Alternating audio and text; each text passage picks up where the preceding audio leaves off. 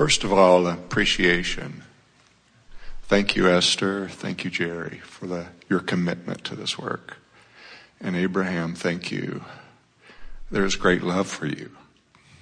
That is clear to all of us, and we want you to feel appreciation for you as well. We are all in this together, and not one part of it is more important than the other. Jerry's not more important, Esther's not more important, Abraham's not more important, you're not more important. But together, what a wonderful combination. Without the question, there are no answers. Without the willingness to live life, there are no questions. And so we really, really are all in this together. I have a good life. It's wonderful, especially being with you for 3 years.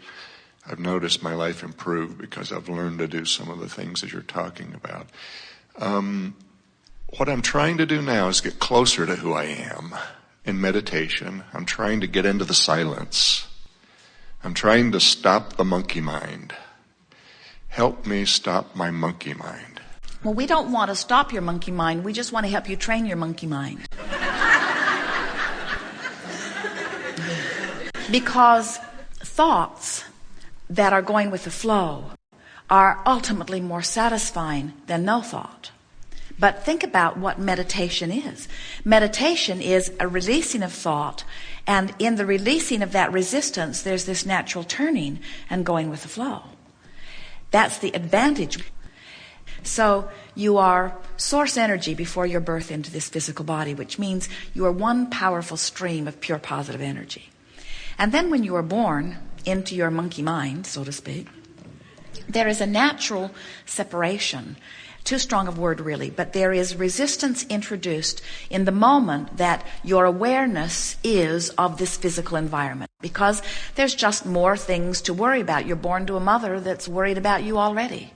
You're born into an environment that's pushing against things. And so there is a slight discord in your vibration in the moment you were born. That's really why babies cry. Then, in that infancy, you go to sleep a lot. You become one vibration.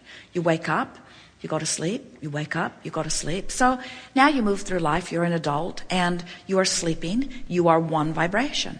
You worry about something, a lot of discord in your vibration. You praise someone, no discord. You fear something, a lot of discord. You're angry at someone, discord. You are appreciating someone, you are in alignment. So in meditation, there is just the aligning of energy, and that is the way we teach meditation. It's the way to be awake and tune yourself into the frequency of non-resistance, into the frequency of alignment. What we always say about the subject of meditation is we would rather see you in appreciation. Because in appreciation, your mind is active and aligned. And that's a fuller use of the creative you than having a quieted mind, which is offering no resistance. But we would encourage, if your mind is scattered and it is taking you in opposition, then of course you'd want to quiet it. But if your mind is active and it is moving you in the direction of the call of source, then of course you're wanting to encourage that. And we can feel that what you're getting at here is that you are beginning to choose the direction of your thought, but there are many things active in you that law of attraction is acting on, so your thoughts might go this way, this way, this way, this way, this way, this way, this way. And that's what's making you tired. It's that constant struggle against. Esther finds that if she watches in her effort to be informed, some news broadcast or even some movie that's based on reality, she finds that monkey mind, it's just the activation from what she's watched is enough that it's calling her that way. And she says, no, this way, this way, this way, this way, this way. And so in time, it is a matter of surrendering to who you really are and making more decisions that lean you in the direction of who you really are. Watching the gardening program if you want to, or a comedy that is more about things that feel good than things that feel bad. It is about wanting to direct my mind. And if I can't direct it, I'll quiet it in meditation. That's really the way we'd play that. I'm going to direct my mind, and if I can't direct it the way I want to, if I can't easily direct my mind into a really good feeling place, then I'll quiet it instead. That's the way we would use meditation. And those who say, I'm going to meditate for many hours in a day, I'm going to withdraw, are those that have decided not to direct their mind, really. You are a creator. You didn't come forth to be on pause. You are a creator.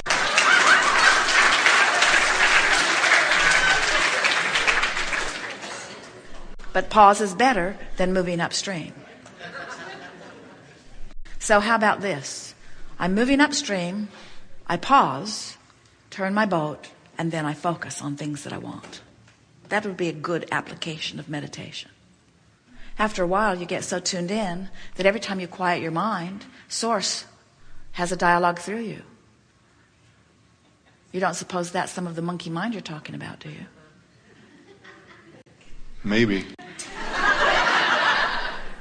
Esther meditated for 9 months with us giving her dialogue.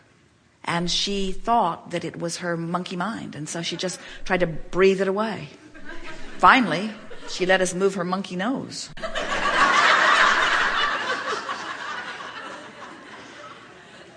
First of all, Abraham, thank you for being with us today. I've encountered the information that my emotions are a guidance system within the past year, and I have only begun to try to work with it. I feel like asking if you have any suggestions for working with it well in a culture, in a socialization system, which neither recognizes nor supports this approach. Yes. Ignore all of them. Thank you. Because if you try to explain to them, they don't get it. And you'll just find futility in trying to give someone information that they're not asking about. So watch for their readiness for it. But your question is a good one because it sort of twists and wraps around itself in this sense. So this culture that doesn't really understand the value of emotions, and because it doesn't, gives me more grief than if it understood. In other words, it might be easier if, when I'm in school as a little one, my teacher were to say, you are a wonderful being, and you will find your own way of doing things. And I, as your teacher, will adapt to you. It might be nice if your teacher had said to you, you are a worthy being, and you will have your own unique way. And I probably won't understand it because it will be about who you were before you came forth and what your intentions were. And it will be about how your life touches you and the rockets of desires that you shoot off. So your life and your behavior will be about your points of vibrational relativity between who you are allowing yourself to be in this life and who you really are. And I, your teacher of you, this little one, will do everything in my power to remind you of your well-being. And I will guide you toward your connection at every turn possible. So that when you falter and think you might not make it, I will encourage you and tell you that I know you can. When you are afraid, I will remind you that there is not anything to be afraid of. And I, as your teacher, will do my best to restore your connection to who you really are. If you were surrounded by those kinds of teachers, you would not lose your way. If you were taught at an early age that you are supposed to feel good, and when you don't, it's guidance letting you know that something that you're focused upon has you disconnected to a certain degree from who you are.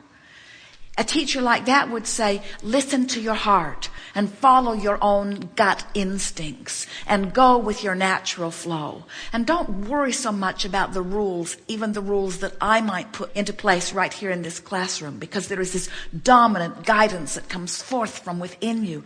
Wouldn't that be a wonderful thing to hear? But does it matter that it took a while before you heard it? Does it really make any difference? Did life treat you so badly? We don't think so. And do you appreciate now knowing it more than you would? Yes, in the same sense that when you're hungry, food tastes better. And was any harm done? No. And can you at any point put your canoe in and turn in the direction of your flow? And aren't you exhilarated now that the teacher that you are can express that to those who surround you? Isn't it nice to know that life is supposed to be good and that no matter what, you are loved? So you don't want to feel blame or anger at those well-meaning people who just didn't know better. They were doing their best to prepare you for the harsh world that they lived in. And they had turned upstream and they were working very hard. And they knew to make it, when you flow against the current, life is hard. And so they were trying to prepare you for the same hard life that they were living.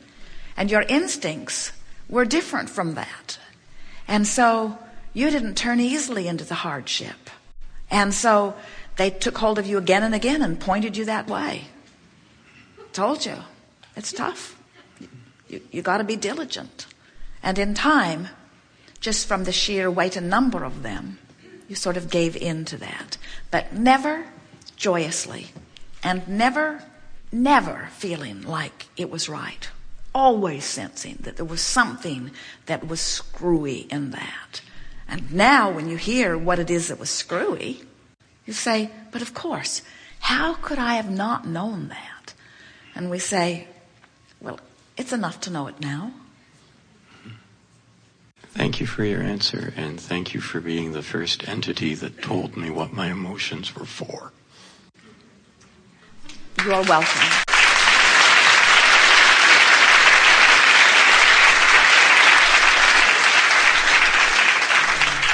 This has been a remarkable gathering, really a leading edge meeting. And we can feel that together, without question, we have taken thought beyond that which it has been before. Be easy about all of this. That is the dominant thing that we were wanting to project to you here today. We're wanting you to be eager to get your boat in the water, and we're wanting you to be eager to just let it go in the direction that it will naturally go. Stop trying to prove your worthiness. You don't need to. You're worthy. And stop trying to work so hard for your successes, because in your believing that you must work hard, you're just setting yourself into resistance that is making it take longer. Relax more. Look for more reasons to appreciate yourself and others. That game of appreciation, or the book of positive aspects, is the most powerful game you will play. And we'll leave you with one new twist on that. Wherever you are on this emotional scale, whoever you are looking at, yourself or others, you can write a list of more positive aspects than you've been writing. So don't try to write the most positive aspects. Just try to write the best positive aspects that you can write about people and circumstances from right where you are.